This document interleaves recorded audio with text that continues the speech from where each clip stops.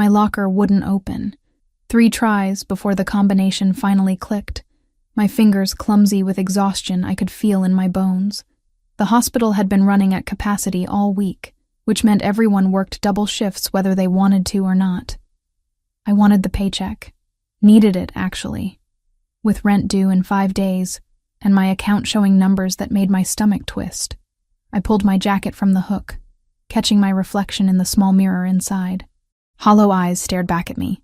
When had I started looking this worn down? I closed the locker before I could answer that question. Hair pulled back in a messy bun that had started neat 12 hours ago. The white t-shirt I'd changed into hung loose on a frame that had lost too much weight too quickly. I'd stopped buying groceries 3 weeks ago. Easier to grab whatever the hospital cafeteria was throwing out at shift change. Cheaper to skip meals entirely when the alternative was going home. Home. The word tasted bitter. That studio apartment in Queens wasn't home anymore. It was a cage, and Ryan held the key. I shouldered my bag and headed for the exit, nodding goodbye to Maria at the reception desk. She'd worked nights at Mount Sinai for 20 years, knew every nurse by name, always had a kind word. Tonight she looked at me with concern I pretended not to notice. "You okay, honey? You look pale." "Just tired. Long day." The lie came easily. I'd been practicing it for months. Outside, November wind cut through my thin jacket. I should have grabbed my heavier coat this morning, but Ryan had been passed out on it, reeking of whiskey and rage from whatever had set him off the night before. Better to freeze than wake him. The walk to the subway normally took 15 minutes. Tonight it felt like miles. Each step required conscious effort, my legs heavy and uncooperative. When had I last eaten? Yesterday morning, maybe. Half a protein bar from the vending machine. My stomach had stopped growling days ago, replaced by a hollow ache I'd learned to ignore. Rain started as I descended the subway stairs. Light at first, then heavier, soaking through my jacket before I reached the platform. Perfect. Just perfect. I stood shivering as water dripped from my hair, watching my breath fog in the underground chill. The platform was crowded despite the late hour. Manhattan never really slept, and neither did its subway system. Bodies pressed together, everyone trying to stay warm, stay dry, stay invisible in that particular way New Yorkers perfected. Don't make eye contact. Don't engage. Just get where you're going and mind your business. Dizziness hit me as the train pulled in. I grabbed the pole, steadying myself as passengers surged forward. The motion, the noise, the press of bodies, it all felt overwhelming suddenly. My vision grayed at the edges. Get on the train, Amanda. Just get on the train. Get home. Lock the door. Survive another night. I pushed forward with the crowd, finding a spot near the middle of the car. No seats available. Not that I expected any. I wrapped my hand around the overhead rail, gripping tight as the train lurched into motion. The swaying made everything worse. My empty stomach rolled. Sweat broke out on my forehead despite the cold. I focused on breathing, counting inhales and exhales like they'd taught us in nursing school for managing anxiety. In for 4. Hold for 4. Out for 4. Except my body wasn't cooperating. The counting scattered. My grip on the rail loosened. I was going to faint. I recognized the signs professionally even as I experienced them personally. Tunnel vision. Nausea. Weakness spreading through my limbs like water. Not here. Not now. Not in front of all these people. The train took a curve too fast. Or maybe it was normal speed, and I was the one spinning. My hand slipped from the rail. My knees buckled. I fell, but I didn't hit the ground. Strong arms caught me, pulling me against a solid chest. My head lolled against expensive fabric that smelled like cedar and something else. Something warm and masculine and completely unfamiliar. "I've got you." The voice was deep, calm, with the faintest trace of an accent I couldn't place through the fog in my head. I tried to speak, to apologize, to explain that I was fine and didn't need help. But the words wouldn't come. My body had shut down, exhausted beyond function. Through half-closed eyes I saw him. Dark hair, sharp features, eyes so brown they were almost black, focused on me with an intensity that should have been frightening but somehow wasn't. He was tall, I realized. Even sitting, I could tell he was well over 6 feet, broad-shouldered in a black shirt and charcoal blazer that fit perfectly. "Miss, can you hear me?" His hand moved to my face, fingers gentle as they checked my pulse at my throat. "Professional. Careful." I managed a weak nod. That's when his gaze dropped to my arm. My jacket sleeve had ridden up when he caught me, exposing the inside of my forearm, exposing the bruises. His entire body went rigid. Those dark eyes fixed on the marks, 4 distinct ovals in yellow and purple. Finger-shaped, unmistakable. I saw recognition flash across his face. Not confusion or curiosity. Recognition. Like he'd seen this before. Like he knew exactly what those bruises meant. "Who did this?" His voice had changed. Still quiet. But there was steel underneath now. Something dangerous lurking beneath the surface calm. I pulled weakly at my sleeve, trying to cover the evidence. "I'm fine. Just clumsy. I fell at work." "You fell." He didn't believe me. The way he said it made clear he knew I was lying. "When's the last time you ate?" The question caught me off guard. Today. Earlier. Try again." He adjusted his hold on me, keeping me upright as the train continued its journey. "And this time, don't lie." Tears pricked my eyes. I didn't cry anymore. I'd trained myself out of it months ago. Learned that crying only made Ryan angrier. But something about this stranger's directness, the lack of judgment in his tone, cracked something inside me. "Yesterday," I whispered. "Maybe." He muttered something under his breath in another language. Italian, maybe. Then he spoke over my head to someone I couldn't see. "Marco, bring the car to the next stop. We're getting off. Wait." I tried to push away from him, to stand on my own. I don't even know you. My name is Alessandro Rinaldi." He said it like it should mean something to me. When I just stared blankly, something that might have been approval flickered in his eyes. "And right now, what you need is food, water, and somewhere safe to recover. I can provide all 3. I have to go home." Even saying it made my stomach clench with dread. "Do you want to go home?" The question hung between us. Simple, direct, impossible to answer without revealing everything I'd been hiding. The train slowed, pulling into the next station. Alessandro stood smoothly, lifting me like I weighed nothing, one arm under my knees, the other supporting my back. I should have protested, should have demanded he put me down. Instead, I let my head rest against his shoulder, too tired to fight. "This is kidnapping," I mumbled. "This is helping." He stepped off the train onto the platform. There's a difference. A man appeared beside us. Tall, broad, with a face that suggested he'd been in his share of fights. He wore a dark suit and an earpiece, moving with the kind of alertness I associated with security guards or bodyguards. "Car's waiting, sir." His accent was thicker than Alessandro's, definitely Italian. "Good. Let's go." They moved through the station with purpose, Alessandro carrying me while Marco cleared a path ahead. People stepped aside automatically. Whether from Alessandro's commanding presence or Marco's intimidating bulk, I couldn't tell. Probably both. The rain was coming down in sheets when we emerged onto the street. A black SUV idled at the curb, windows tinted so dark I couldn't see inside. Marco opened the rear door, and Alessandro slid in, still holding me. "Wait." I tried one more time to protest as the door closed, sealing us inside. "You can't just... I don't... breathe." Alessandro settled me on the seat beside him, his hand steady on my shoulder. "You're safe. That's all that matters right now." Safe. When was the last time I'd felt safe? The car pulled into traffic. I watched streetlights blur past through the window, my mind struggling to process what was happening. I should be terrified. This was every warning I'd ever received about strangers and danger and trusting the wrong person. But as Alessandro retrieved a bottle of water from somewhere and pressed it into my hands, as he draped his jacket over my shivering shoulders, as his dark eyes watched me with concern rather than threat, I couldn't find the fear I knew I should feel. "Drink slowly," he instructed as I fumbled with the cap. Small sips. The water was cold and perfect. I hadn't realized how thirsty I was until the first swallow. I wanted to gulp it down, but his hand on the bottle kept me from drinking too fast. "Where are we going?" My voice sounded stronger now. The water was already helping. "My home.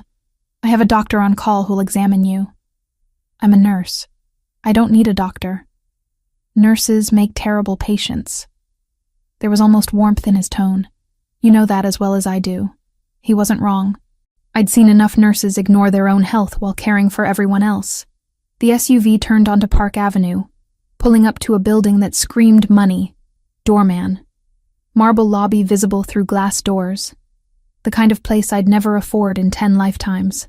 I looked down at my wet clothes, my dirty sneakers, my bruised arm still partially visible.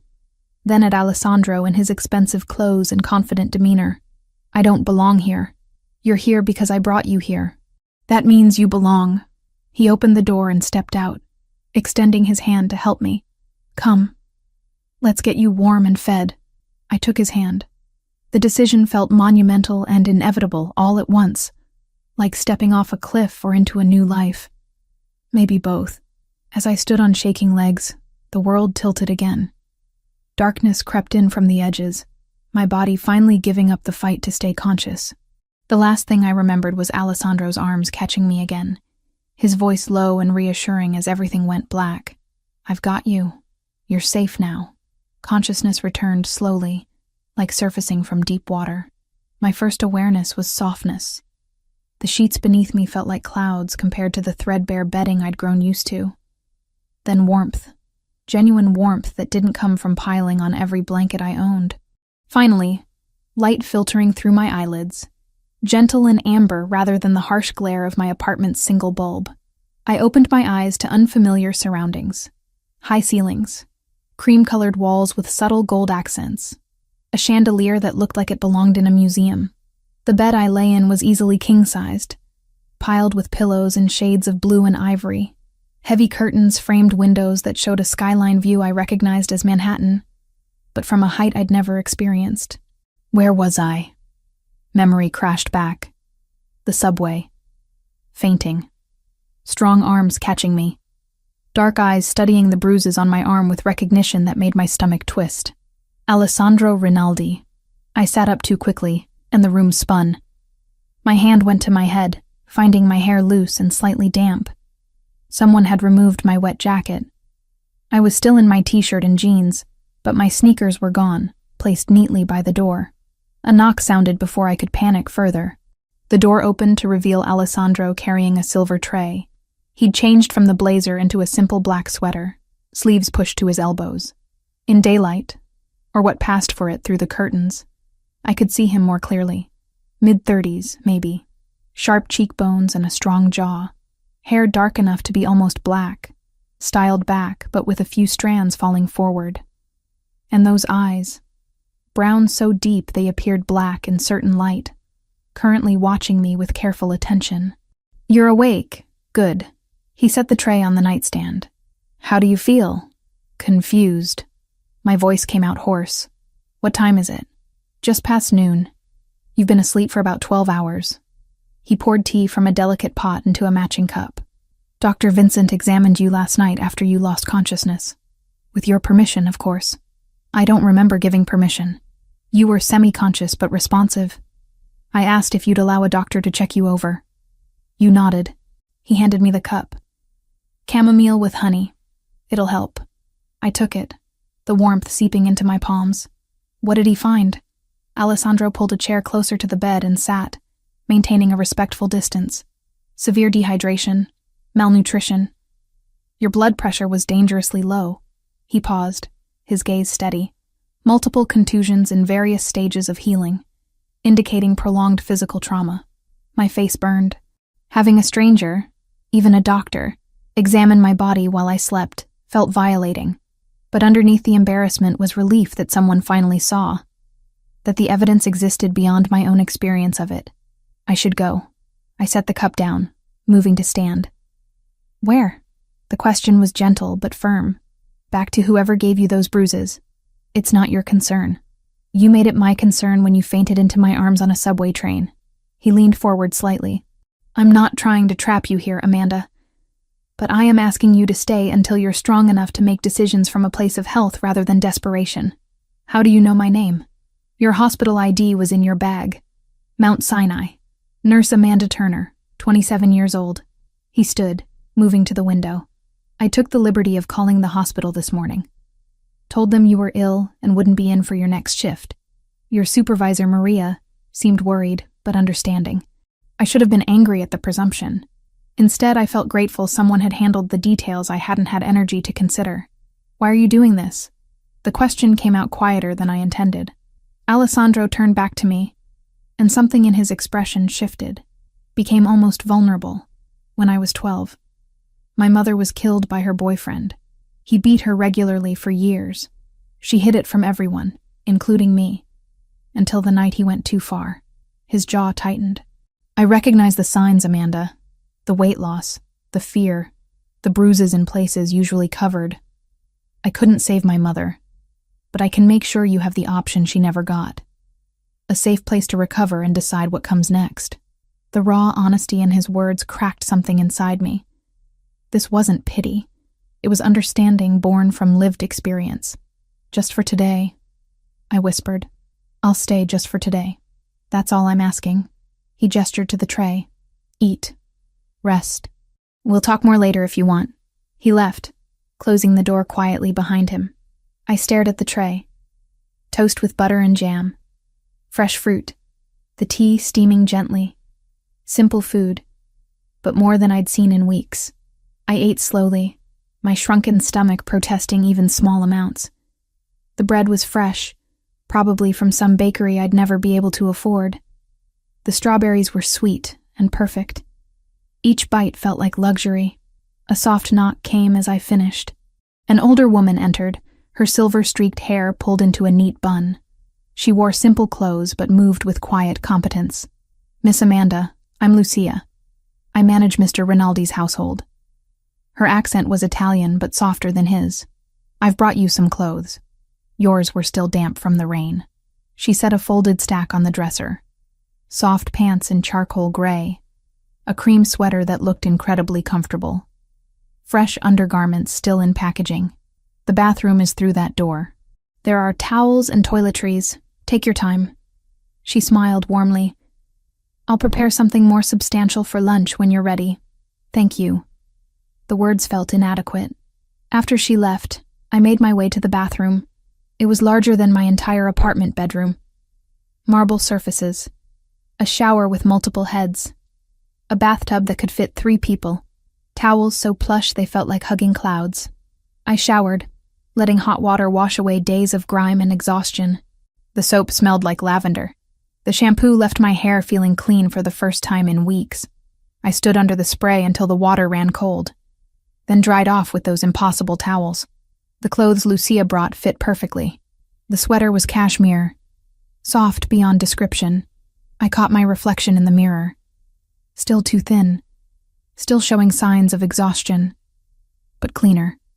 Less haunted, maybe. I found my way downstairs, following the sound of voices. The penthouse opened into a massive living area with floor-to-ceiling windows overlooking Central Park. Furniture in earth tones. Art on the walls that was probably worth more than I'd make in my lifetime. Everything tasteful and elegant, without being ostentatious. Alessandro stood near the windows, phone to his ear, speaking rapid Italian. He saw me and wrapped up the conversation quickly. Better? He asked. Much. Thank you. I gestured to the sweater. For the clothes. For everything. Lucia has soup ready. I hope you like minestrone.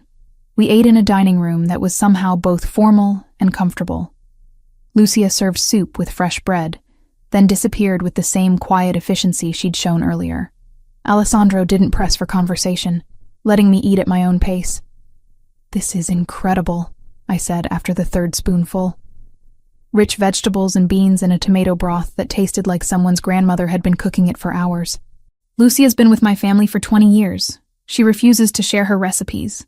A slight smile touched his lips. Even with me. Smart woman. We fell into conversation naturally. He asked about my work, and I found myself talking about nursing, about why I'd chosen it, about the satisfaction of helping people on their worst days. He listened with genuine interest, asking questions that showed he was really hearing me. "You light up when you talk about it," he observed. "That's rare. Most people tolerate their work. You love yours." "I used to want to be a doctor," I admitted, "but my father got sick right after I graduated college. Medical bills piled up. By the time he passed, I had debt and no energy left for medical school. Nursing felt like a compromise I could live with. Do you regret it?" I considered. "No. Doctors save lives, but nurses hold hands. We're there for the fear and pain and small victories. There's value in that." Alessandro nodded thoughtfully. We talked about books next, discovering a shared love for mystery novels, then movies, where we disagreed completely on what made a good film. He liked action and thrillers. I preferred quiet character studies. "You just enjoy watching things explode," I accused. "And you enjoy watching people have long conversations about their feelings. At least my movies have substance. Mine have entertainment value." We were both smiling, and I realized with surprise that I was relaxed. Actually relaxed, not performing the careful management of mood I'd mastered with Ryan. The day passed in that strange, suspended way. Lucia brought tea in the afternoon. Alessandro worked in his study while I read a book from his extensive library. We had dinner together, talking about nothing and everything. By the time evening arrived, exhaustion pulled at me again, despite sleeping so long. My body was still catching up. "You should rest," Alessandro said, noticing me stifle a yawn. "Tomorrow you'll feel stronger." I made my way back to the guest room, changed into the soft pajamas Lucia had somehow procured, and climbed into that cloud of a bed. Sleep came quickly. Too quickly. The dream started the way it always did. Ryan's voice, low and dangerous. "Where have you been?" The smell of whiskey on his breath. His hand closing around my arm, fingers digging into the already tender bruises. "You think you can just leave? You think anyone else wants you? Please, I just worked a double shift." My voice in the dream, small and scared and hating itself for both. "Liar!" His other hand rose, and I saw it coming but couldn't move, couldn't escape. I screamed. The sound ripped from my throat, tearing me from sleep into darkness. My chest heaved. Sweat soaked the pajamas.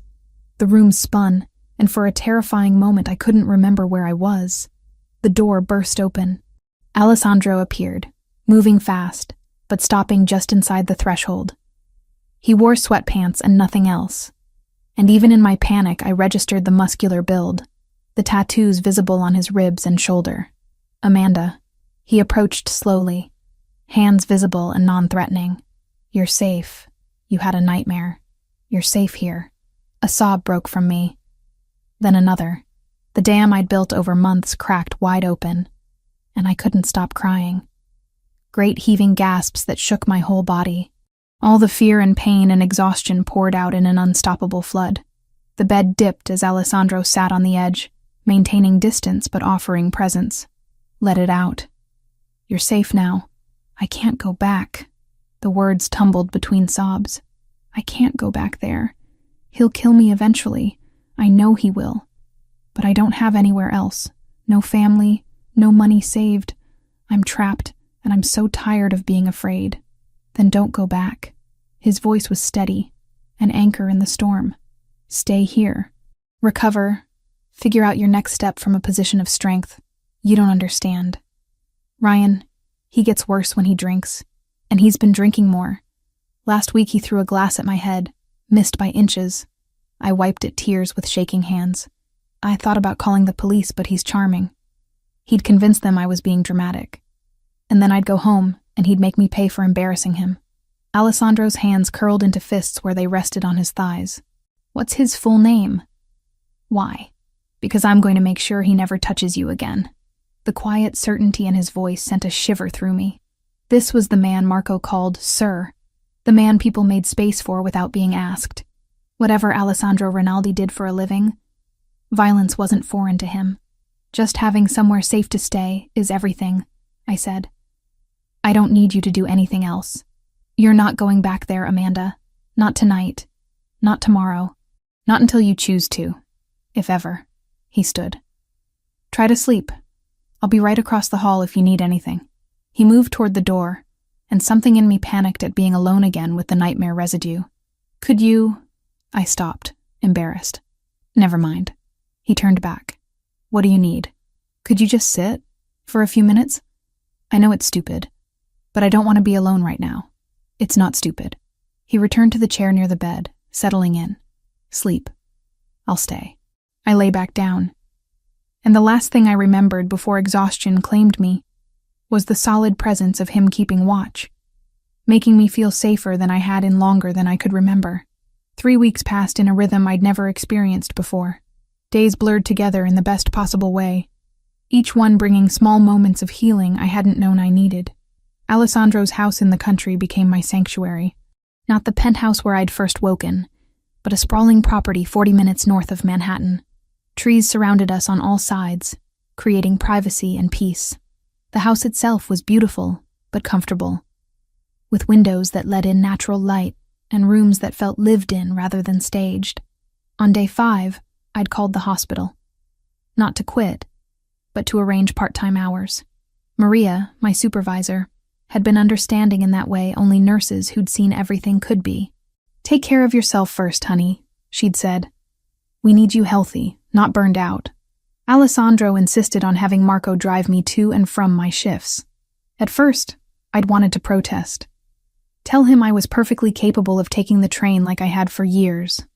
But the words never came, because the truth was, having someone ensure I got safely to work and back lifted a weight I hadn't realized I'd been carrying. For the first time in months, I didn't spend my commute looking over my shoulder or jumping at every unexpected sound. So I accepted it, simply said thank you, and climbed into the car each Tuesday and Thursday morning. Work felt different now. I moved through my shifts with energy I'd forgotten I possessed. Patients noticed, co-workers noticed. Even Dr. Morales, who barely remembered anyone's name, stopped me in the hallway to comment that I looked better. "Whatever you're doing, keep doing it," she'd said, already moving on to her next crisis. What I was doing was eating 3 meals a day, sleeping in a bed that felt like sleeping on air, living without fear tightening my chest every time I heard footsteps behind me. The evenings became my favorite time. Alessandro usually worked from home, taking calls and video meetings in his study while I read or explored the property. But once 6 o'clock hit, his work phone went silent, and the time was ours. We cooked together, not fancy elaborate meals, but simple food that required collaboration. He taught me how to make proper risotto, standing behind me to show the exact motion needed to stir the rice. I introduced him to my grandmother's cornbread recipe, the one thing I could make perfectly from memory. "This is incredible," he'd said after the first bite, surprise evident on his face. "Don't sound so shocked. Nurses can cook, you know. I'm shocked that you've been holding back this skill. We could have been eating cornbread for weeks." We watched old movies on a projection screen in the den. Alessandro favored Italian cinema, black and white films from the 50s and 60s that required me to read subtitles. I made him sit through romantic comedies from the 90s, the kind with predictable plots and happy endings guaranteed. "This is painful," he'd muttered during one particularly cheesy moment. "Shh. This is the good part. They've known each other for 2 days. How is this love?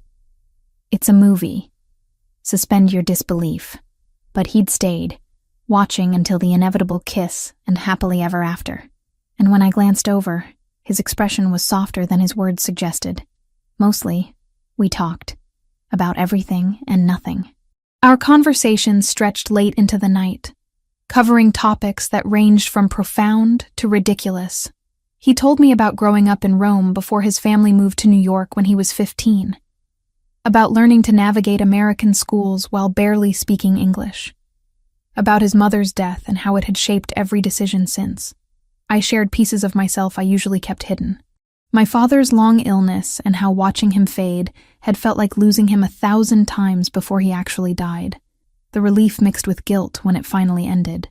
The debt that had buried my dreams of medical school but somehow led me to nursing, which turned out to be exactly where I belonged.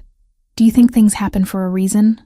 I asked one night, curled in the corner of the couch while rain pattered against the windows. Alessandro considered from his seat across from me. "I think we make meaning from what happens. The universe is chaos. We're the ones who create patterns.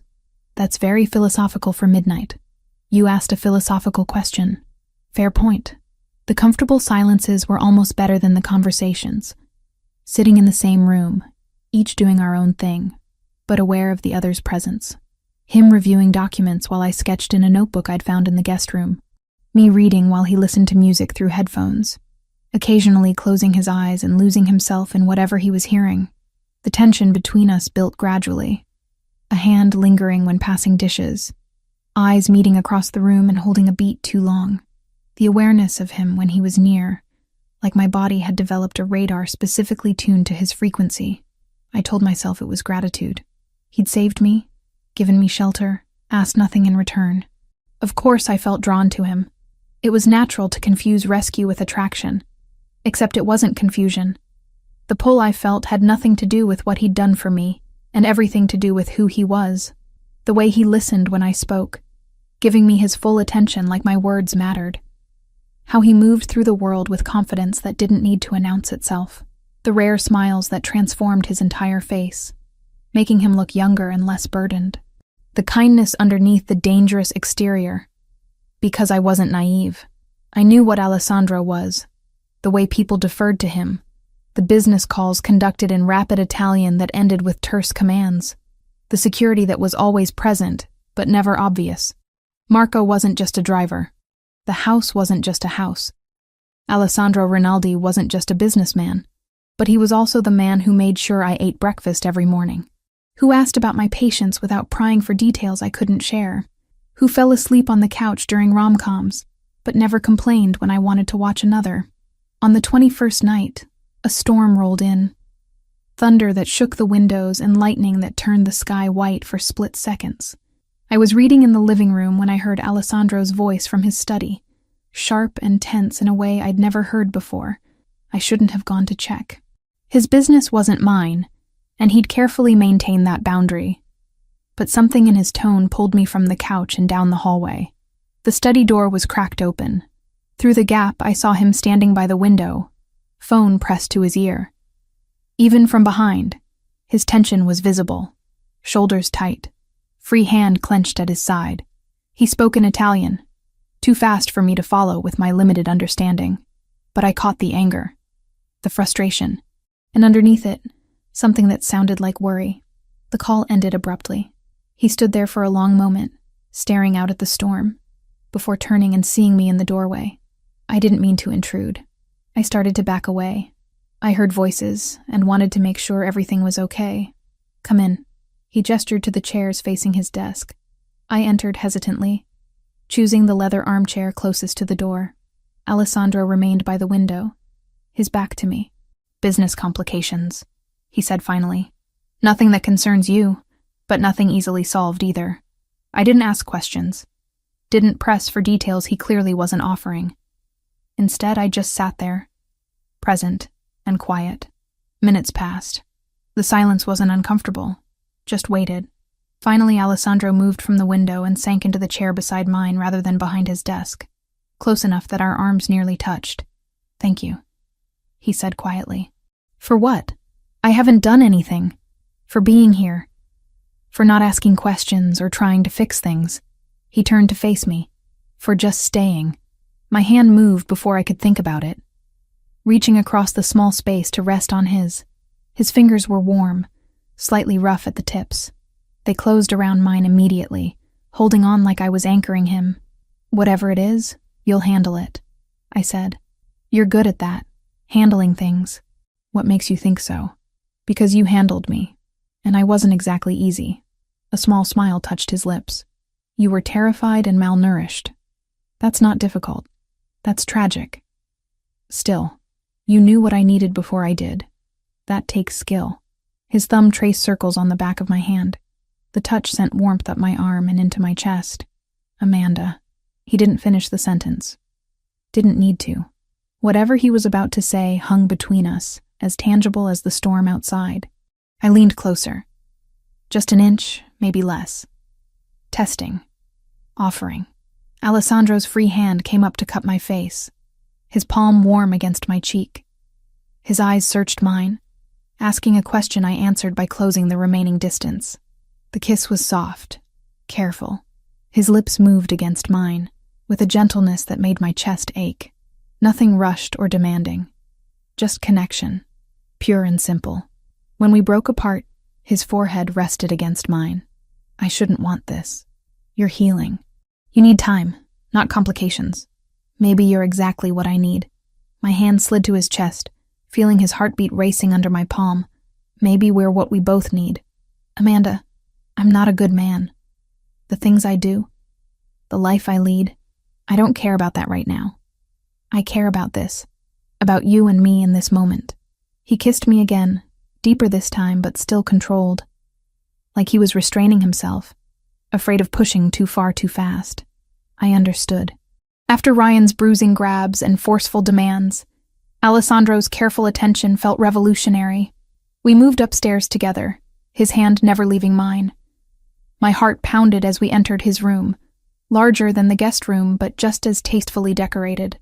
The bed dominated the space, and I felt a flutter of nervousness mixed with anticipation. Alessandro stopped at the foot of the bed, turning to face me. We can stop any time. Just say the word, and we stop. I know. I need you to know you're safe. Always safe with me. The earnestness in his voice, the obvious concern for my comfort, made me fall a little bit more. I know, I repeated. I trust you. What followed was tender in ways I hadn't known intimacy could be. Alessandro paid attention to every reaction, every breath, every subtle signal. When I tensed, he slowed. When I relaxed, he continued. His hands were gentle but confident, learning what I liked through trial and patient observation. Afterward, lying in his arms with my head on his chest, I felt complete silence in my mind for the first time in years. No anxious thoughts about saying the wrong thing. No calculations about how to keep the peace. Just quiet contentment. You're thinking, Alessandro murmured, his fingers tracing patterns on my shoulder. Just that I'm happy. Is that allowed? More than allowed. Required, actually. I have very strict policies about happiness in this house. I smiled against his skin. Strict policies.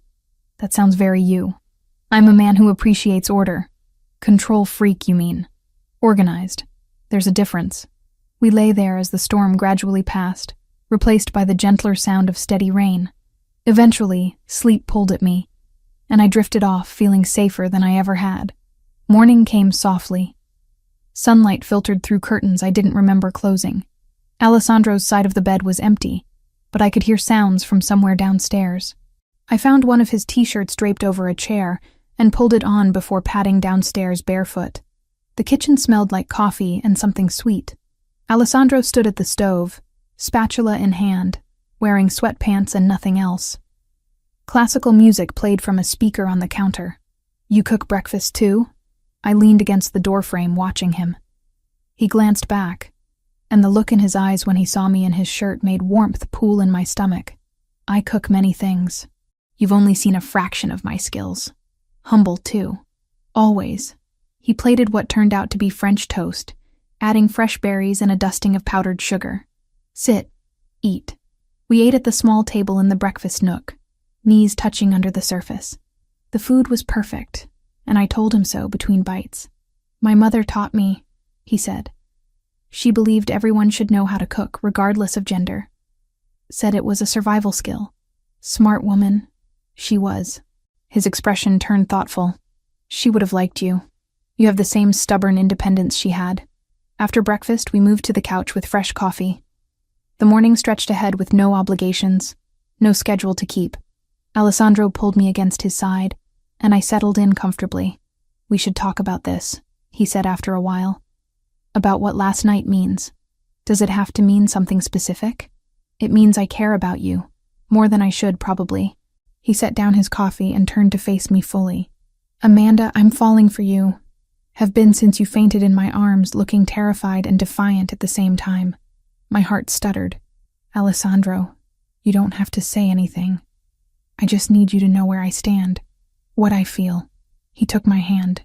But you should also know what being with me really means. My business isn't always legal. I have enemies. people who would use you to get to me if they knew you mattered. I assumed as much. Assuming and accepting are different things. I thought about it. About the reality of being with someone whose life existed in shades of gray. About the danger and complication and moral ambiguity. Then I thought about how he made me feel.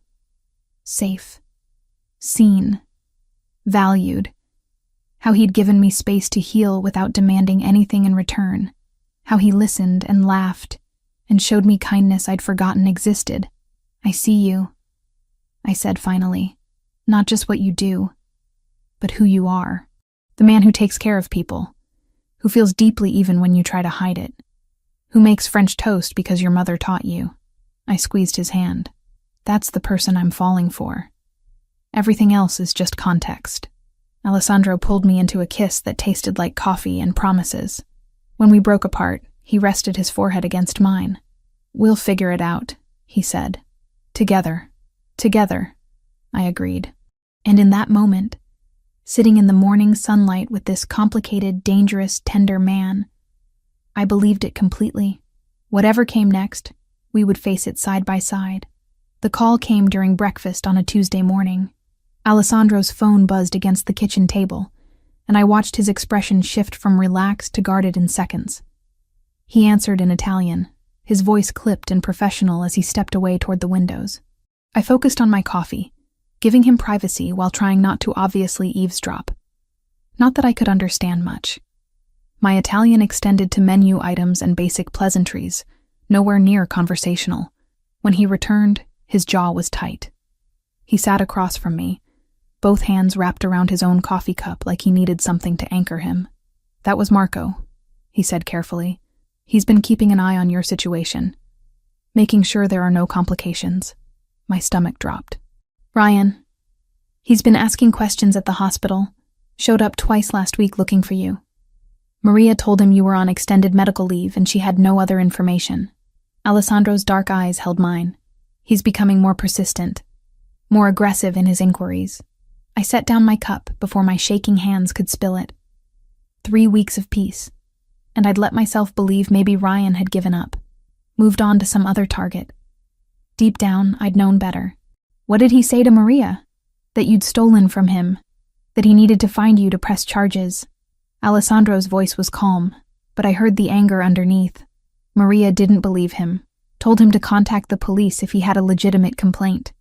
He left, but Marco's sources say he's been watching the hospital entrance during shift changes. He's looking for me. It wasn't a question. Yes. I stood abruptly, pacing to the window. The garden stretched out peaceful and green, a stark contrast to the anxiety clawing up my throat. I knew he wouldn't just let me go. Men like Ryan, they see people as possessions. You don't get to leave until they decide you're no longer useful. Alessandro came to stand beside me, close but not touching. I have a proposal. Something concrete that might help. I'm listening. Let me connect you with lawyers. Good ones who specialize in protective orders and domestic violence cases. They can file for a restraining order on your behalf. Legal documentation that Ryan is to stay away from you, the hospital, anywhere you might be. Restraining orders are just paper. The bitterness in my voice surprised even me. They don't actually stop anyone determined enough. No, they don't. His honesty was almost refreshing.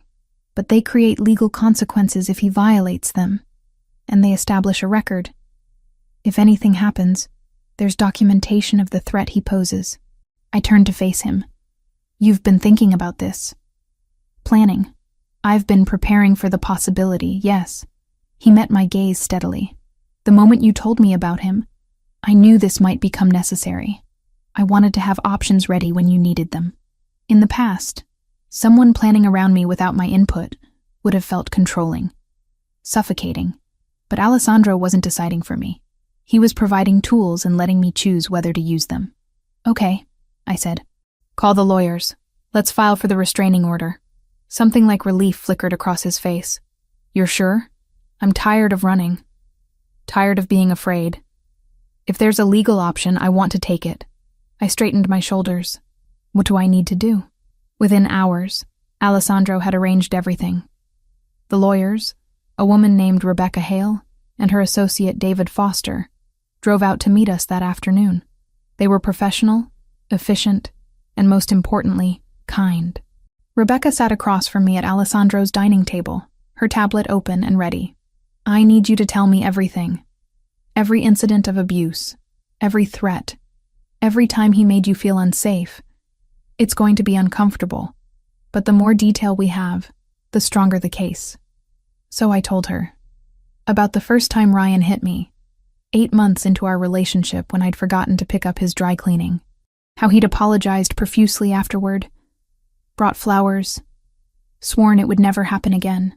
About the escalation, the patterns, the way he always found reasons to blame me for his violence, the glass he'd thrown, the nights he'd kept me awake interrogating me about imagined infidelities, the control over money, over my schedule, over everything.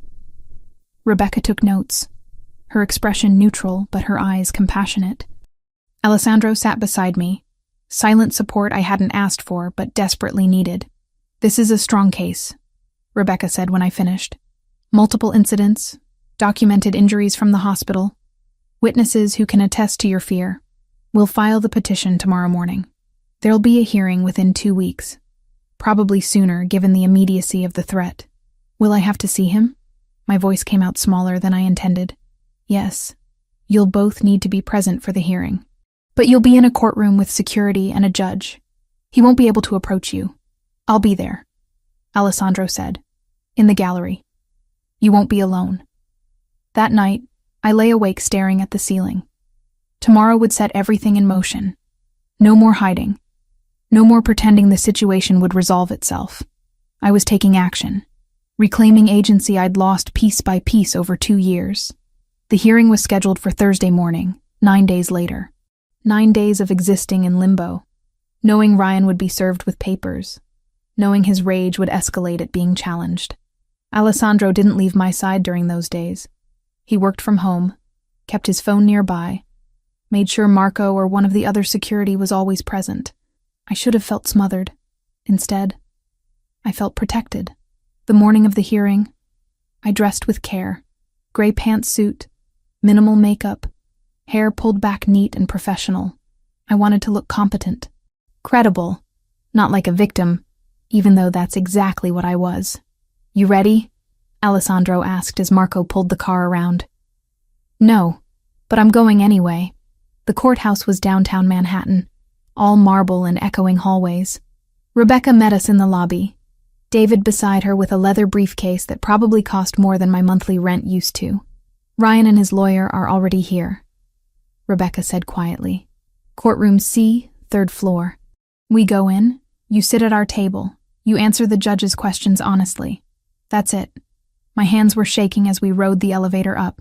Alessandro touched my elbow gently. Breathe. You've got this. The courtroom was smaller than I expected. Ryan sat at the defense table with a middle-aged man in a cheap suit. When I walked in, Ryan's head snapped up. Our eyes met. He looked the same. Dark blonde hair, ordinary features, the kind of face that blended into crowds. Nothing about him screamed danger. That was part of what made him so effective. Nobody ever suspected. His eyes narrowed when he saw me. Then his gaze shifted past me to Alessandro, who'd taken a seat in the first row of the gallery. Even from across the room, I saw Ryan's expression change, recognition of a different kind of threat. The judge, a black woman in her 50s with steel-gray hair, called the proceedings to order. Rebecca presented our case methodically. Medical records showing injuries consistent with assault. My testimony about specific incidents. Photos of bruises I'd documented on my phone before deleting them out of fear Ryan would find them. Ryan's lawyer objected repeatedly, called me dramatic, suggested I'd injured myself for attention. Standard defense tactics that made my blood boil, but which the judge seemed to see right through. Mr. Cooper, the judge said finally, addressing Ryan directly. Do you deny striking Miss Turner on multiple occasions? Ryan's expression was earnest, apologetic. The mask I knew so well. Your Honor, Amanda and I had a volatile relationship. There were arguments, yes, but I never intended to hurt her. She's exaggerating normal couple disagreements. Normal couples don't send their partners to the emergency room with cracked ribs. That was an accident. She fell during an argument. An argument where you threw a glass bottle at her head? Ryan's jaw tightened. She's lying. The judge reviewed the paperwork before her. I've seen enough. Miss Turner's request for a restraining order is granted. Mr. Cooper, you are to stay at least 500 feet away from Miss Turner at all times. You may not contact her directly or through intermediaries. You may not visit her place of employment. Violation of this order will result in immediate arrest. Do you understand? Ryan's face flushed red. This is ridiculous. She's manipulating. Do you understand, Mr. Cooper? Yes. The word came out through clenched teeth. We filed out of the courtroom, Rebecca explaining next steps and what the order meant practically. I barely heard her. Relief made my legs weak. Outside the courtroom, Ryan was waiting. His lawyer was nowhere in sight. He stepped into our path. Amanda, his voice was low, meant only for me. This isn't over. You think some piece of paper protects you? You think running to your rich boyfriend keeps you safe? Marco appeared from nowhere, positioning himself between us. Rebecca immediately pulled out her phone. Mr. Cooper, you are currently violating the restraining order issued less than 5 minutes ago.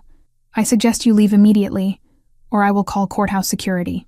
Amanda, Ryan tried again, his eyes finding mine over Marco's shoulder. You know you belong to me. You know?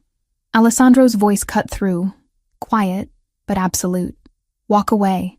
Ryan's gaze shifted to Alessandro, who'd moved to stand beside me. The two men sized each other up. Ryan, average height and build, aging poorly from alcohol and anger. Alessandro, tall and composed, radiating controlled danger that didn't need to announce itself. Who the hell are you? Ryan demanded.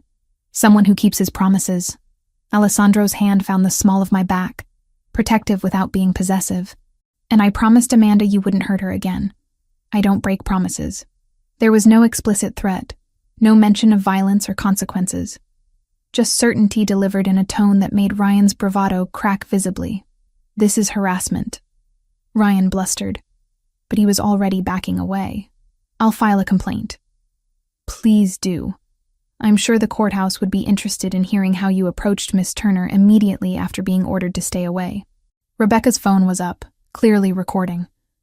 Now leave or I'm calling security. Ryan left. Not because he wanted to, but because even he recognized when he was outmatched. I didn't realize I was shaking until Alessandro's arm came around my shoulders. It's done. You're safe. The drive back to the country house was quiet. I stared out the window watching the city give way to suburbs, then trees. By the time we pulled up, exhaustion had replaced adrenaline. I need to walk, I said as we entered the house. Clear my head. I'll come with you. We walked through the garden in silence, following the stone path that wound between flower beds Lucia tended with obvious care. The late afternoon sun filtered through tree leaves, creating patterns of light and shadow on the ground. Thank you, I said finally, for being there today, for everything. You don't need to thank me. Yes, I do. You didn't have to help me. You chose to. That matters. Alessandro stopped walking, turning to face me. Amanda, you matter. What happens to you matters to me. I know we haven't known each other long, but these past weeks, he trailed off, seeming to search for words. You've brought something into my life I didn't know was missing. Peace. Actual peace, not just absence of chaos. My throat tightened. You gave me safety, space to remember who I am without fear. You're remarkable. His hand came up to cup my cheek, thumb brushing along my cheekbone. The way you held yourself together in that courtroom. How you looked Ryan in the eye and didn't back down. You're stronger than you know. I don't feel strong. I feel like I'm barely holding it together. Strength isn't fearlessness. It's feeling the fear and doing what needs doing anyway. He leaned down, pressing his forehead to mine. You did that today. You stood up for yourself, took your life back. I kissed him, pouring everything I couldn't articulate into the connection. Gratitude and attraction, and the beginning of something deeper. When we broke apart, his eyes were warm in the fading light. Come on, he said, taking my hand. Let's go inside. You've had a long day. That evening I cooked dinner, while Alessandro worked through emails in his study. Nothing fancy, Just pasta with vegetables and the good olive oil Lucia kept stocked. Simple, comforting food that required attention without demanding too much energy. We ate at the small table in the breakfast nook, knees touching underneath. Alessandro told me about a property deal he was negotiating, something involving a warehouse in Red Hook. I told him about a patient from my last shift, a little boy who'd needed stitches but had been so brave. Normal conversation, normal life. It felt precious and fragile and worth fighting to keep. After dinner, we walked in the garden again, this time with the stars visible overhead. The air had cooled, and I pulled Alessandro's jacket tighter around my shoulders. I keep waiting for something to go wrong, I admitted. For this all to fall apart. Why would it fall apart? Because good things don't last. Not for me. He stopped walking, pulling me around to face him. Then maybe it's time to rewrite that story.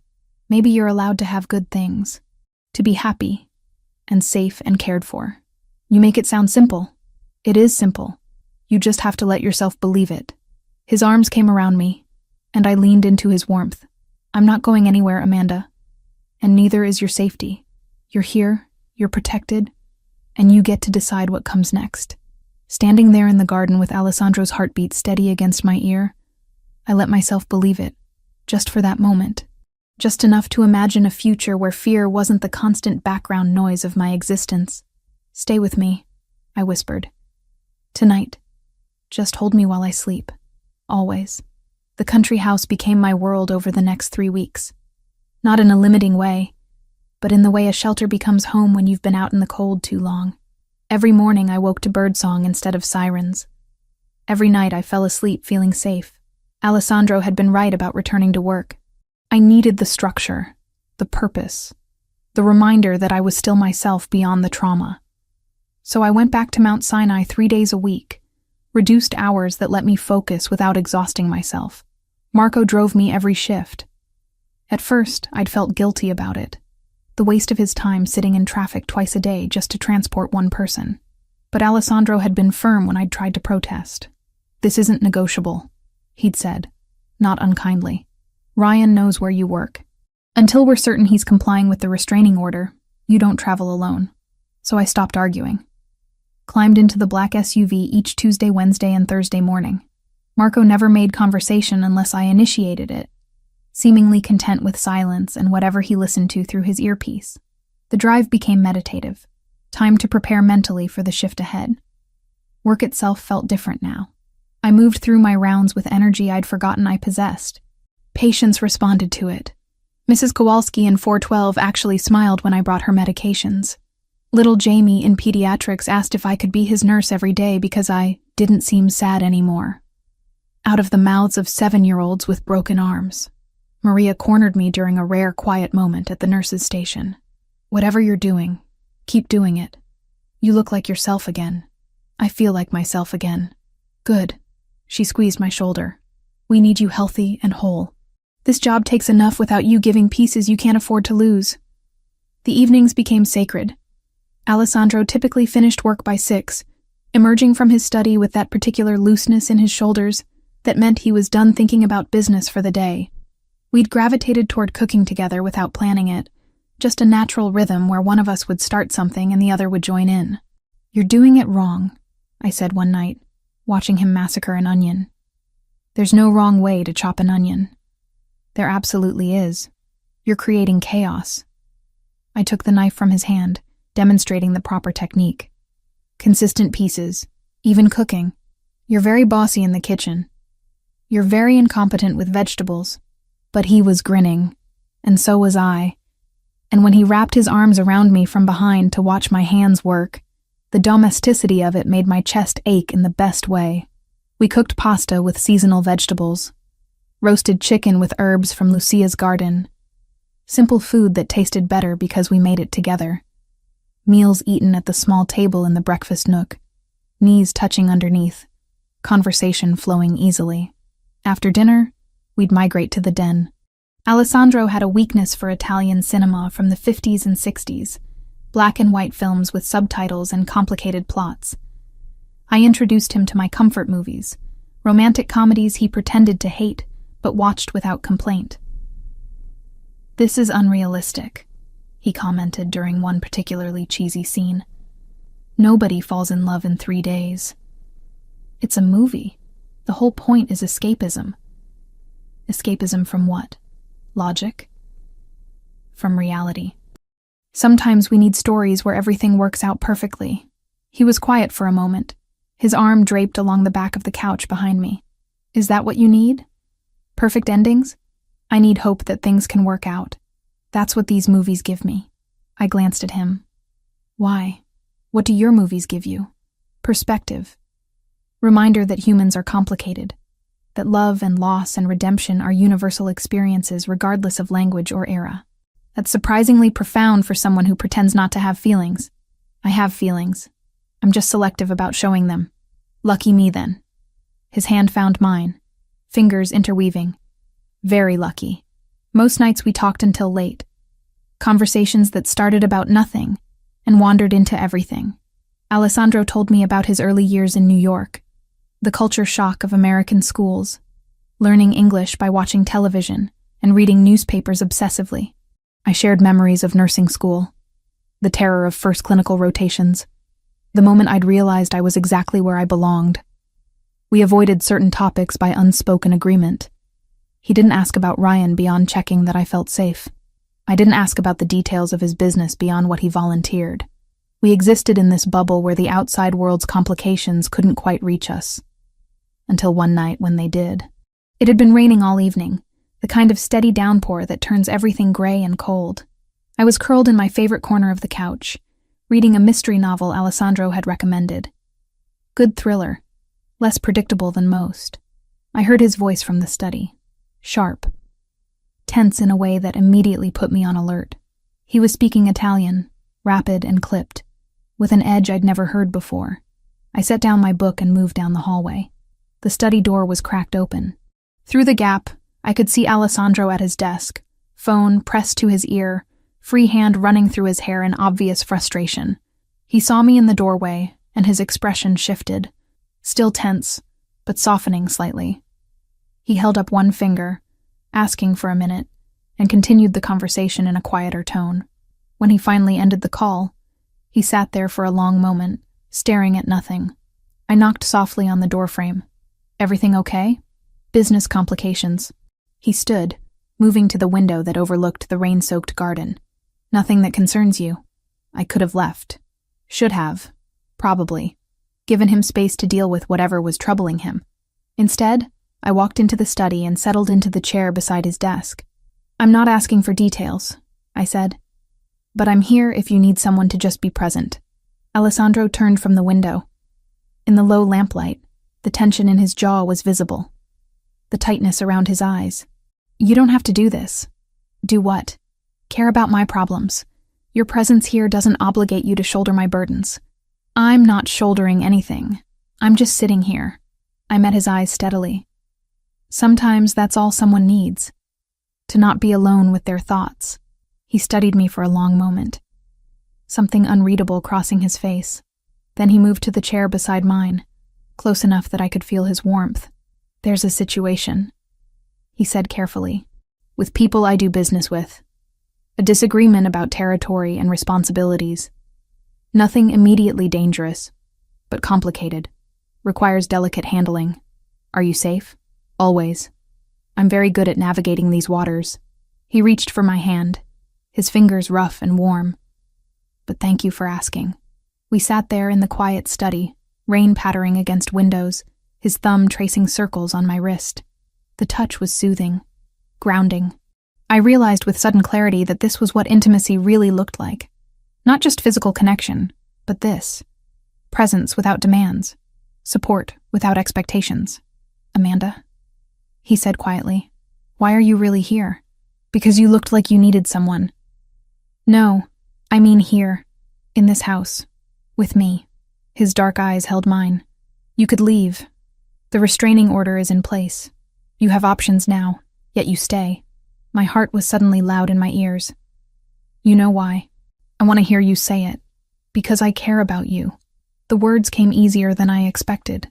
Because being here feels right in a way nothing has in years. Because when I think about leaving, about going back to my old life, It feels like suffocating. Alessandro's hand came up to cup my face, his palm warm against my cheek. I'm falling in love with you. Have been since you fainted into my arms, looking both terrified and defiant. I know it's fast. I know it's complicated, but it's true. It's not that fast. I leaned into his touch. We've spent nearly every day together for a month. That's more quality time than most people get in 6 months of casual dating. Is that your nursing logic talking? That's my heart talking. He kissed me then. Not the careful, tentative kisses we'd shared before, but something deeper, more certain. His mouth moved against mine with purpose, and I responded with equal intensity. When we broke apart, both breathing hard, his forehead rested against mine. Come upstairs with me, he said softly. Let me show you what you mean to me. We climbed the stairs hand in hand. My heart raced, but not from fear, from anticipation, from want that had been building for weeks. His bedroom was dimly lit from a single lamp. Alessandro turned to face me, his hands gentle on my shoulders. We go at your pace. We stop whenever you want. You're in control here. The consideration in his voice, the obvious care he was taking, made my throat tight with emotion. I trust you. What followed was tender in ways I hadn't known existed. Alessandro paid attention to everything. Every touch, every kiss placed with intention. When I tensed, he slowed. When I sighed, he continued. His hands learned my body with patience and focus, finding what made me gasp, what made me arch into his touch. There was no rush, no demand, just steady attention and building pleasure that eventually crested in waves that left me shaking and breathless. Afterward, we lay tangled together, my head on his chest, his fingers tracing idle patterns on my shoulder. The rain had softened to a gentle patter. Everything felt suspended and perfect. I trailed off, unable to find adequate words. Yes, it was. I could hear the smile in his voice. I mean it. I've never experienced anything like that. His arms tightened around me. Then we're just getting started. I woke to sunlight and the smell of coffee. Alessandro's side of the bed was empty, but I could hear sounds from downstairs. I pulled on his t-shirt from the night before and patted down to find him in the kitchen. He'd made French toast, fresh strawberries, coffee in the expensive machine that produced perfect espresso. He was barefoot in sweatpants, and the domesticity of it made me smile. Good morning, I said from the doorway. He looked up, and the expression on his face when he saw me in his shirt was pure warmth. Morning. Hungry? We ate breakfast with our knees touching under the table. Easy conversation about nothing important. The normalcy of it felt precious. We should talk, Alessandro said as we finished, about what this means, where we go from here. Okay, talk. I care about you deeply. More than I have for anyone in a very long time. He set down his coffee cup. But you need to understand what being with me really means. My business, my life, it's not simple. There are risks, complications, people who would use you to get to me if they knew you mattered. I figured that out already. Figuring out and accepting are different things. His expression was serious. I'm asking if you can accept the reality of who I am, what I do, the moral gray areas I operate in. I thought about it, really thought, about the man who'd caught me when I fainted, who'd given me shelter without demands, who'd helped me get a restraining order and made sure I was safe, who listened when I talked about work and made me laugh and touched me like I was something precious. I see who you are, I said finally, a man who protects people he cares about, who shows up when it matters, who's capable of tenderness and violence in equal measure. I reached across the table for his hand. I'm not naive. I know you do things that aren't legal, that you operate outside the boundaries most people stay within. But I also know you're fundamentally decent, that you have lines you won't cross. That matters more to me than perfect morality. You're sure? I'm sure I want to be here, with you, building whatever this is between us. I squeezed his fingers. Everything else we'll figure out as we go. Alessandro stood and pulled me up with him, wrapping his arms around me. Then we do this together. No secrets about the important things. No pretending my world isn't complicated. But honest and together. Together, I agreed. standing there in the morning sunlight, held by someone who saw all of me and wanted me anyway. I felt something shift into place. This wasn't the life I'd planned. It was better, more real, more mine. Whatever came next, we'd face it side by side. 2 months. That's how long I'd been living with Alessandro when everything changed again. I was finishing my shift at Mount Sinai, updating patient charts at the nurses' station, when Maria appeared beside me with an expression I'd learned to recognize. Concern mixed with protective anger. "Your ex is here," she said quietly. "Downstairs in the lobby. Security called up to warn us." My hands froze on the keyboard. "Ryan? He's demanding to see you. Says it's urgent." Maria's jaw was tight. "I already called the number Alessandro gave me. His people are on their way." At the restraining order. Ryan was violating it, standing in my workplace, the one place he was explicitly forbidden from approaching. "Don't go down there," Maria continued. "Stay here until security arrives." But I was already standing, already moving toward the elevator bank. Not to confront Ryan, but to make sure he didn't come upstairs. The pediatric ward was on this floor. I wouldn't let him near vulnerable children. "Amanda, wait." Maria grabbed my arm. The elevator dinged. Marco stepped out, moving with that particular focused energy that meant business. Behind him, 2 other men in dark suits I recognized from Alessandro's security team. "Miss Turner." Marco's tone was respectful, but firm. "Please stay on this floor. We'll handle the situation." They disappeared into the elevator. I waited with Maria, my heart hammering against my ribs. Other nurses had noticed something was happening, whispering among themselves. I hated being the center of attention, hated that my personal crisis was disrupting the hospital. 10 minutes later, Marco returned. He's been removed from the premises. Police were called. He'll be arrested for violating the restraining order. Relief made my knees weak. "Thank you. Mr. Rinaldi is on his way. He asked that you wait for him." Alessandro arrived 30 minutes later, still in a business suit from whatever meeting he'd left to come here. He pulled me into a brief embrace right there in the hallway, not caring who saw. "Are you okay?" His hands framed my face, eyes searching mine. "I'm fine. Marco got here before Ryan made it upstairs." "Good." His expression was controlled, but I saw the anger simmering underneath. "Let's go home. We need to talk." The drive back to the country house was quiet. Alessandro held my hand, thumb tracing circles on my wrist in that soothing gesture I'd come to love. But his mind was clearly elsewhere, working through something. Once inside, he guided me to the living room. We sat on the couch, and he turned to face me fully. "Ryan violated the restraining order. He'll be arrested, likely tonight."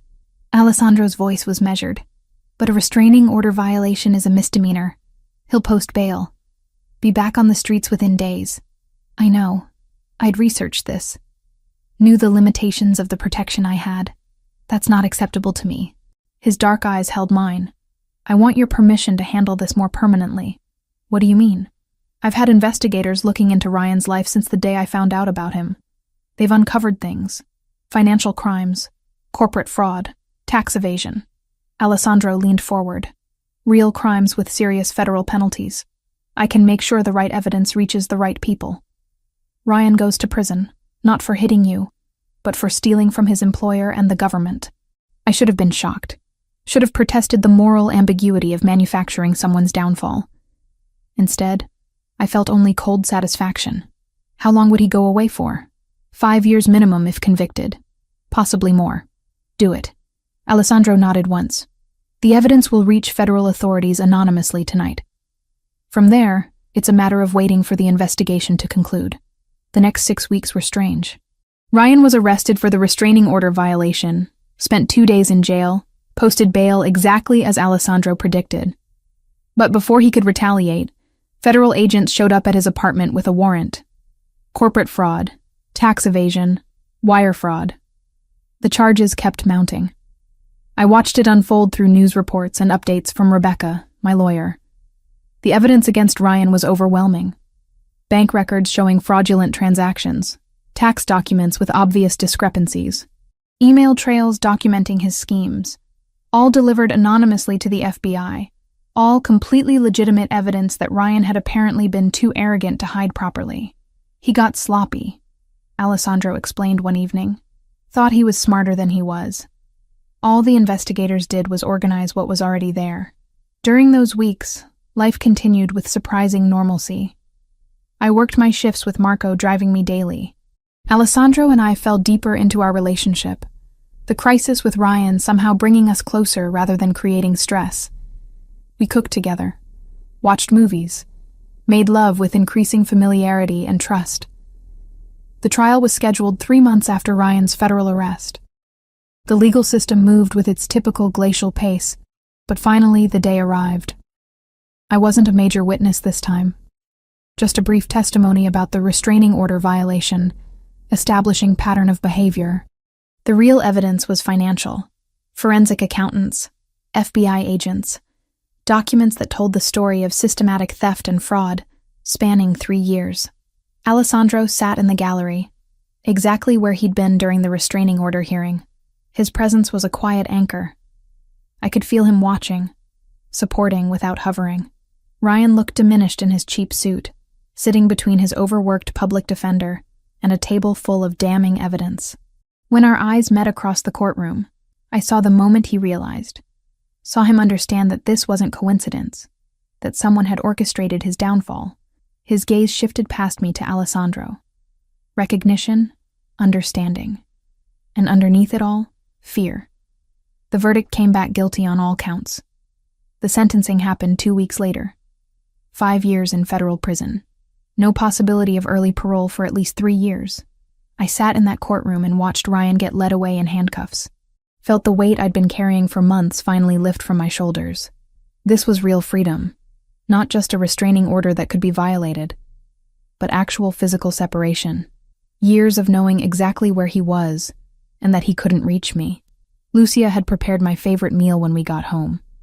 Pasta with vegetables and that incredible sauce she made from scratch. Alessandro opened wine, good wine from his personal collection, and we ate by candlelight in the dining room. "How do you feel?" he asked as we finished. "Free."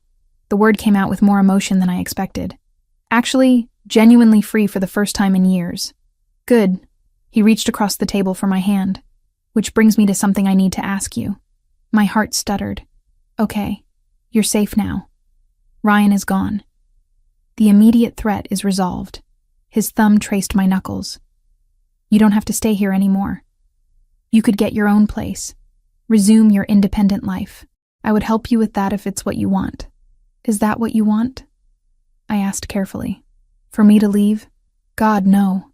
The words came out fierce. "I want you to stay. Want to wake up with you every morning and fall asleep beside you every night. Want to build a life with you." He squeezed my hand. "But I need to know you're choosing to stay because you want to, not because you feel obligated or scared to leave." I stood, moving around the table to straddle his lap, my hands framing his face. "Alessandro, I'm not staying out of obligation. I'm staying because this is where I want to be. Because you're who I want to be with." "You're sure?" "I've never been more sure of anything." I kissed him softly. "I love you. I'm in love with you. And I want to build a life together." His arms came around me, holding tight. "I love you too. Have since the beginning." We sat there for a long time, wrapped around each other, letting the reality of our future settle in. Later, lying in bed with my head on his chest, we talked about practical things. I wanted to continue nursing, maybe pursue a specialization in pediatrics. Alessandro immediately offered to pay for the coursework, but I pushed back gently. "I appreciate it, but I want to do this myself, on my own terms." "I respect that." His fingers traced patterns on my shoulder. "But at least let me help with logistics. Flexible schedule so you can attend classes. Transportation if you need it. The support structure that lets you focus on studying rather than survival. That I can accept." "Good." He kissed the top of my head. "Because I'm invested in your success. Your dreams matter to me." 3 years of nursing experience. Another year of specialized training would make me eligible for pediatric certification. The idea of working exclusively with children, of helping families through their scariest moments, felt right in a way general nursing never quite had. "What about you?" I asked. What are your dreams beyond the business? Alessandro was quiet for a moment. Honestly, this, what we have right now. Coming home to someone who sees me. Building something real that isn't about power or territory. He shifted to look at me. I've spent my whole adult life focused on the organization, making it stronger, more profitable, more feared, but none of that meant anything at the end of the day. I went home to empty houses and had everything except what mattered. And now I have you. Have a reason to want more than just survival and dominance. His smile was soft. You make me want to be better. Not different, but better. I understood the distinction. He would always be who he was, do what he did. The darkness in him wasn't something that could be erased or ignored, but he could choose how that darkness manifested, could use his power for protection, rather than just intimidation. We're going to be okay, I said with certainty. Whatever comes next, we'll handle it together. Together, he agreed, and lying there in the safety of his arms, knowing Ryan was behind bars, and my future was my own to shape, I believed it completely. This was just the beginning. 8 months had passed since that rainy night on the subway, when Alessandro caught me mid-fall. 8 months that felt simultaneously like a lifetime, and no time at all. My life had transformed so completely that sometimes I barely recognized the exhausted, frightened woman I'd been. The rhythm we'd found worked perfectly. I spent 3 days a week at Mount Sinai, working shifts that challenged me professionally without draining me completely. The other days I used for studying, having enrolled in a pediatric nursing certification program that would be complete in another 4 months. Alessandro had been right about needing support structure rather than just money.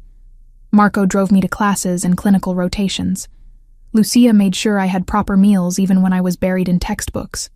Alessandro created quiet space for me to study, never interrupting when my door was closed, but always available when I needed a break.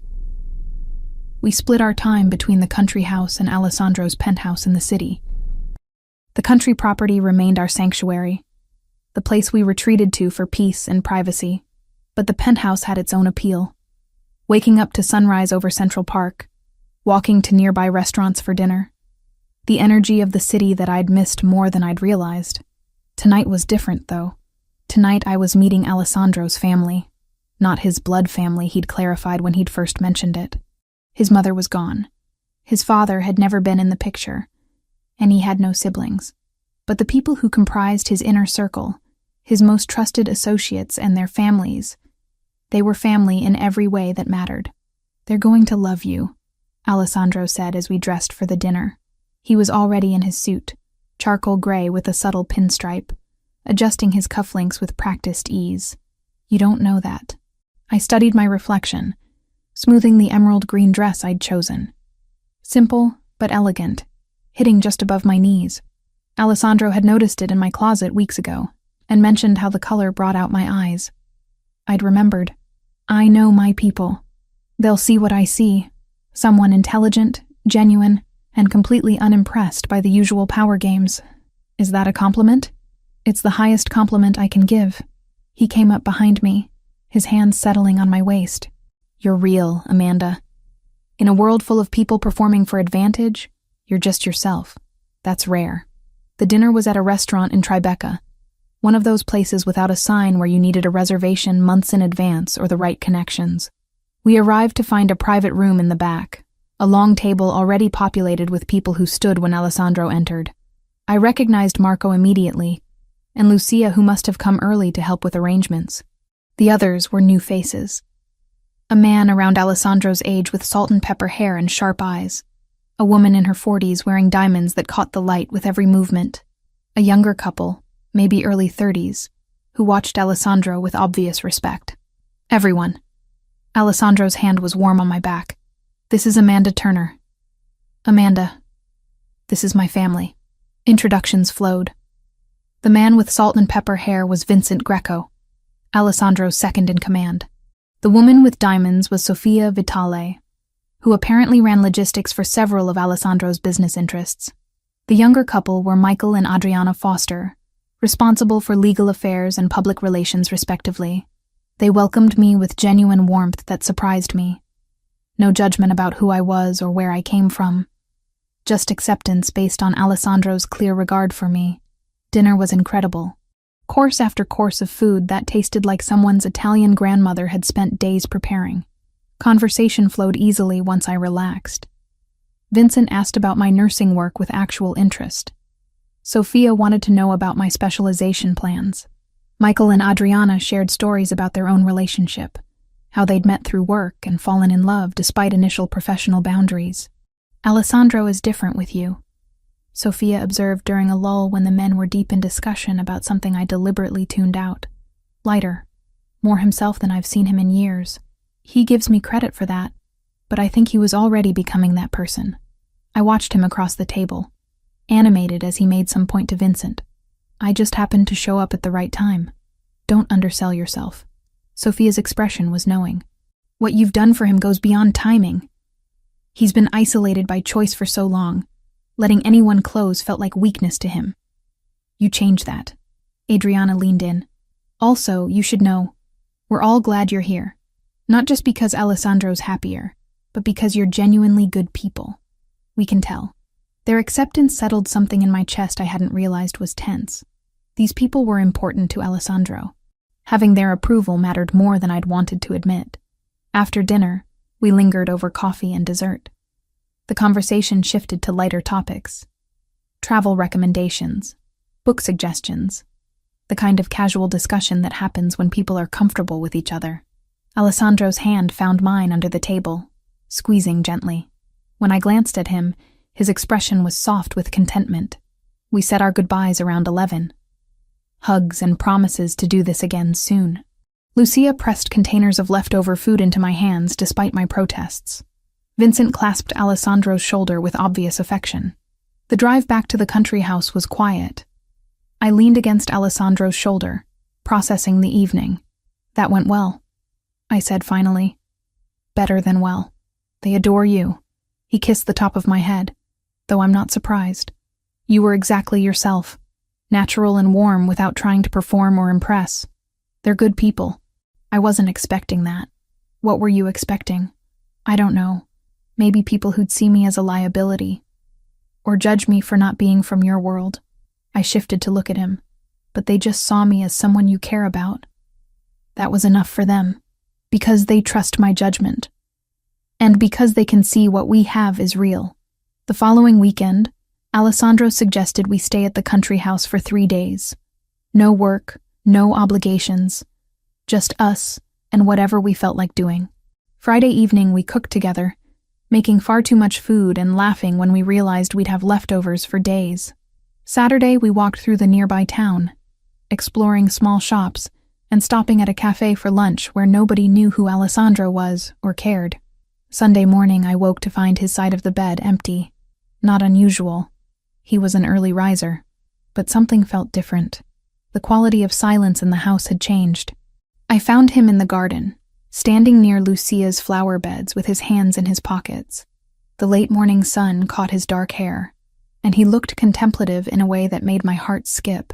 "Hey," I said softly, not wanting to startle him. "You okay? Come here." He extended his hand and I took it, letting him pull me close. "I've been thinking. About us. About what we've built in these 8 months." His arm came around my waist. "About what I want our future to look like." My pulse quickened. "And what do you want it to look like?" Instead of answering, he reached into his pocket and pulled out a small velvet box. My breath caught. "This isn't a traditional proposal," he said, opening the box to reveal a delicate ring, emerald set in white gold, surrounded by tiny diamonds. "I'm not asking you to marry me next month or even next year. I'm asking if you'll let me promise you a future. If you'll wear this as a symbol that we're building toward something permanent, at whatever pace feels right for both of us." The ring was beautiful. Understated, but clearly expensive. The emerald catching light, like captured fire. "Alessandro, I love you, Amanda. I want to build a life with you. Want to wake up beside you every morning for the rest of my life. Want to support your dreams and share mine with you. Want everything that comes with forever." His dark eyes held mine. "But I know you're still healing, still finding yourself again. I don't want to rush you or pressure you. So this isn't an engagement. It's a promise. Of my intention. Of my commitment. Of my certainty that you're the one I want. Tears blurred my vision. You're sure? About me? About us? I've never been more sure of anything. I held out my left hand, watching as he slid the ring onto my finger. It fit perfectly, the emerald warm against my skin. I love you too, I whispered.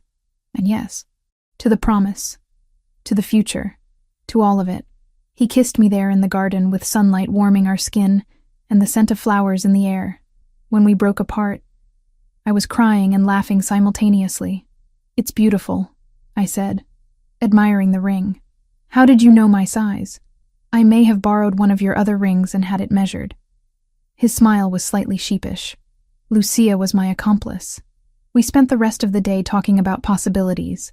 Not concrete plans, but dreams. Maybe marriage in a year or two. Something small and intimate. Maybe children eventually, though neither of us felt rushed. Maybe buying a house together that was truly ours rather than his with me added in. What made you decide now? I asked that evening as we sat on the back porch watching the sun set. Because I realized I didn't want to wait to tell you what you mean to me. Didn't want you to have any doubt about my intentions or feelings. He pulled me closer. You've transformed my life, Amanda. Brought light and warmth and humanity back to a man who'd forgotten how to feel anything beyond control and strategy. You saved me without even trying. You saved me first. Literally caught me when I fell. We saved each other then. His lips brushed my temple. And now we get to build whatever comes next together. Sitting there with the ring on my finger and Alessandro's arms around me, I thought about the journey that had brought us here. From that terrifying night on the subway to this moment of perfect peace. Every hardship, every fear, every moment of doubt had led to this. To love I never thought I'd find. To safety I'd stopped believing existed. To a future bright with possibility. Thank you, I said quietly. For what? For seeing me. For waiting for me to heal before pushing for more. For loving me exactly as I am. I turned to face him fully. You taught me that love doesn't have to hurt. That being protected and being free aren't mutually exclusive. That I deserve gentleness and patience and partnership. You taught me that power without purpose is empty. That the strongest thing I can do is be vulnerable with someone who matters. His hand came up to cup my cheek. You make me want to be better, Amanda. Not different, but better. As darkness fell and stars began appearing overhead, we sat together planning a future that belonged to both of us. Whatever challenges came, whatever complications arose from the life he led, we'd face them together. Equal partners. True companions. The promise ring caught starlight, and I thought, this is what happiness feels like. This moment, this man, this life we're building piece by careful piece. The calendar on my phone showed November 23rd. Exactly 1 year since that rainy night when I'd fainted on a subway train and landed in the arms of a stranger who would become everything. I stood in front of the bathroom mirror, staring at the plastic test in my hand. 2 pink lines, clear and unmistakable. Pregnant, 2 months along, according to the dates, which meant it had happened sometime in late September. During that weekend we'd spent at the country house doing nothing but existing together. My hands shook slightly as I set the test on the counter. This was planned, or at least not prevented. We'd talked about children months ago, agreed we both wanted them eventually. Had stopped being careful about 6 months into our relationship, letting nature take its course without pressure or expectation. But seeing the confirmation made it real in a way I hadn't anticipated. Alessandro was downstairs making breakfast. I could smell coffee and something sweet, probably the French toast he'd perfected over the past year. We'd developed these routines, these small domestic rituals that made our life together feel solid and permanent. 3 months married. The wedding had been perfect. Small ceremony at the country house with just Alessandro's inner circle and a handful of my colleagues from the hospital. Lucia had cried. Marco had actually smiled. I'd worn a simple cream dress and carried wildflowers from the garden, and Alessandro had looked at me like I was the answer to every question he'd ever asked. We'd honeymooned in Italy, 2 weeks exploring Rome and Florence and the Amalfi Coast. He'd shown me where he'd grown up, introduced me to distant cousins who'd welcomed me with overwhelming warmth. I'd finally understood his roots, seen the country that had shaped him before New York had sharpened him. Coming home had felt right. Not like returning from paradise to reality, but like coming back to the life we'd built together. Our life. Equal parts his world and mine, blended into something uniquely ours. I picked up the test again, studying those 2 lines. A baby, our baby, growing inside me right now while I stood here, processing the enormity of it. Amanda? Alessandro's voice drifted up the stairs. Breakfast is ready. I took a deep breath, tucked the test into my pocket, and headed downstairs. He'd set the table by the windows overlooking the garden. Fall had painted everything in shades of gold and amber. French toast, fresh strawberries, coffee for him, and orange juice for me. The domestic perfection of it made my chest tight. You okay? He looked up as I entered, those dark eyes immediately noticing something off. I'm perfect. I slid into my seat, reaching for the juice. Just thinking about how much has changed in a year. Everything has changed. He poured syrup over his toast. You changed everything. We ate in comfortable silence for a few minutes. The pediatric nursing certification had been completed recently, the framed certificate now hanging in my small office in the city penthouse. I'd immediately started working at the clinic Alessandro had helped fund in a neighborhood that desperately needed quality pediatric care. The work was exactly what I'd dreamed of, helping children, supporting families through scary diagnoses and routine checkups alike. The clinic didn't turn anyone away regardless of ability to pay, funded by a combination of Alessandro's money and various grants I'd helped secure. It felt meaningful in a way that went beyond just doing my job. I was thinking, Alessandro said, setting down his fork. Tonight is our anniversary. 1 year since I caught you on that train. Technically, you caught me falling. The train catching came later. He smiled. Semantics. Point is, I want to do something to mark the occasion. What did you have in mind? Let's go back to that subway station. Stand on that platform and remember how impossibly lucky we got.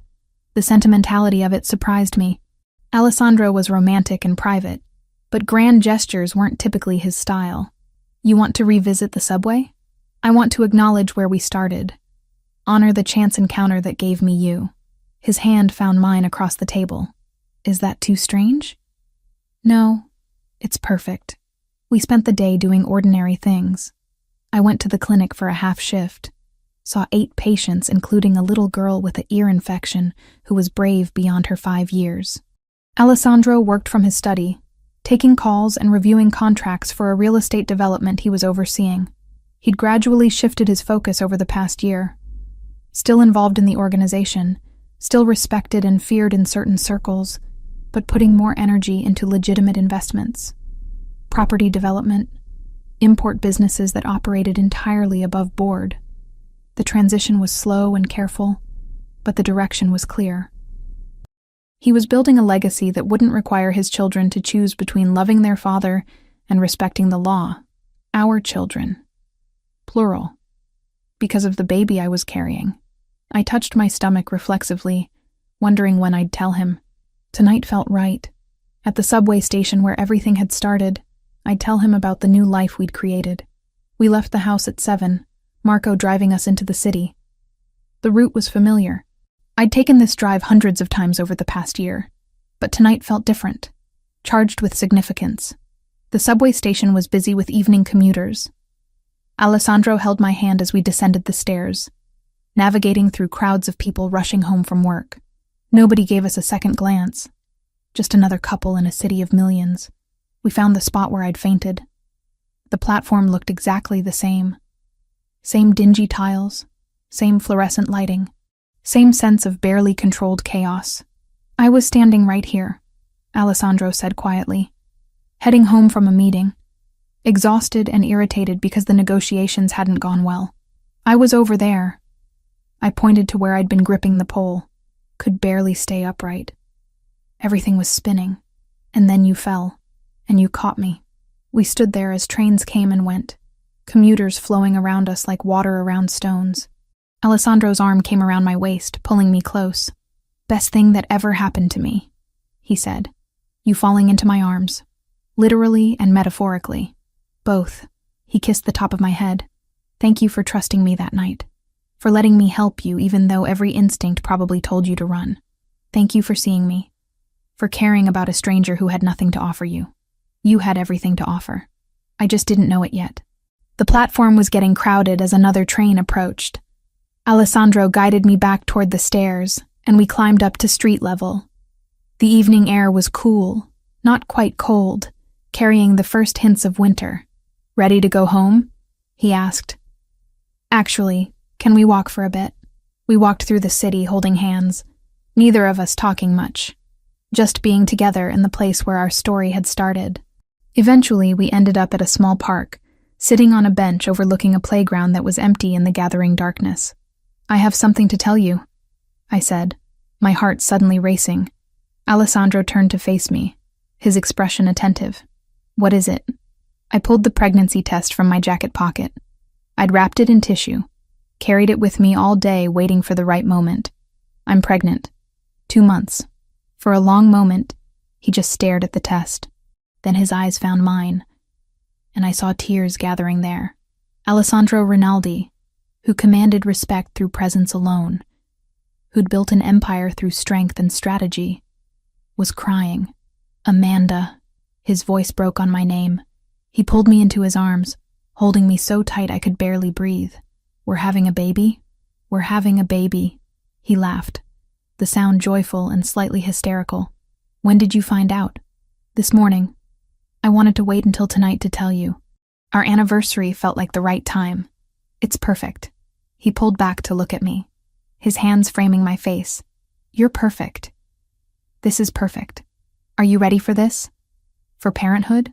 I've never been more ready for anything. His thumbs brushed away tears I hadn't realized I was crying. We're going to be good at this. Great at this. Together. We sat on that bench for over an hour, talking about the future. Baby names and nursery colors and what kind of parents we wanted to be. Alessandro wanted to protect without smothering. I wanted to nurture without losing myself. We both wanted to give our child the stability and love we'd found in each other. Boy or girl? He asked. Too early to know. Do you have a preference? Healthy. That's my only preference. His hand rested on my still flat stomach. Healthy, and loved, and safe. They'll be all of those things. By the time we got home, it was nearly midnight. The country house was dark, except for the lights we'd left on. Alessandro insisted on carrying me over the threshold, even though we'd been married for months. New beginning, he explained, setting me down gently in the foyer. New chapter. We stayed up late talking more about the pregnancy, doctor appointments and dietary changes and when to tell people. Alessandro wanted to tell everyone immediately. I wanted to wait until the first trimester was over. Make sure everything was progressing well. We'll wait, he agreed. But I'm terrible at keeping secrets from my family. It's only a few more weeks. A few more weeks of me bursting with this news. You're cruel. You'll survive. Finally, exhaustion pulled at both of us. We climbed the stairs to our bedroom, the familiar space that had become my favorite place in the world. Alessandro helped me out of my clothes with gentle hands, his touch reverent now that he knew about the baby. We lay in bed facing each other, his hand resting on my stomach. I love you, he said quietly. You and this baby. You're my entire world. I love you too. So much it scares me sometimes. Don't be scared. We're in this together. Forever. Sleep came slowly. My mind was too active, racing through everything that would change. But Alessandro's presence beside me, his hand warm on my stomach, grounded me. Whatever came next, we'd face it as partners, as a family. I woke before dawn to find Alessandro already awake, watching me with an expression of such tender love, it made my breath catch. Come on, he whispered. I want to show you something. He led me out to the back porch, wrapped in a blanket against the morning chill. The sky was just beginning to lighten, stars fading as the sun prepared to rise. We sat on the porch swing, and Alessandro pulled me close. 1 year ago, I caught a woman falling on a subway platform, he said as the first rays of light painted the sky pink and gold. I thought I was saving her. Didn't realize she was saving me right back. We saved each other. We did. His hand found mine, fingers interweaving. And now we get to create a whole new life together. Give this baby everything we didn't have growing up. stability, safety, love that doesn't hurt. They're going to be so loved. I leaned into his warmth, watching the sun rise over the trees. So incredibly loved. The dawn broke full and bright, painting everything in shades of hope. 1 year ago, I'd been broken and terrified, running from a man who'd convinced me I was worthless. Now I was whole, safe, loved beyond measure, and growing a new life inside me. Alessandro's arm tightened around me as the world woke up around us. Birds singing, wind rustling through trees. The beginning of a new day, a new year, a new chapter. Thank you, I whispered. For what? For catching me when I fell. For seeing who I really was. For loving me back to life. Thank you for letting me. He kissed my temple. For choosing me. For building this life with me. For giving me a reason to be better. We sat there until the sun was fully risen, wrapped in each other in blankets and the promise of everything still to come. A baby on the way. A love that had transformed us both. A future bright with possibility. This was happiness. Not the absence of problems or the erasure of past pain, but the presence of love strong enough to face whatever came next. Together. Always together. The end.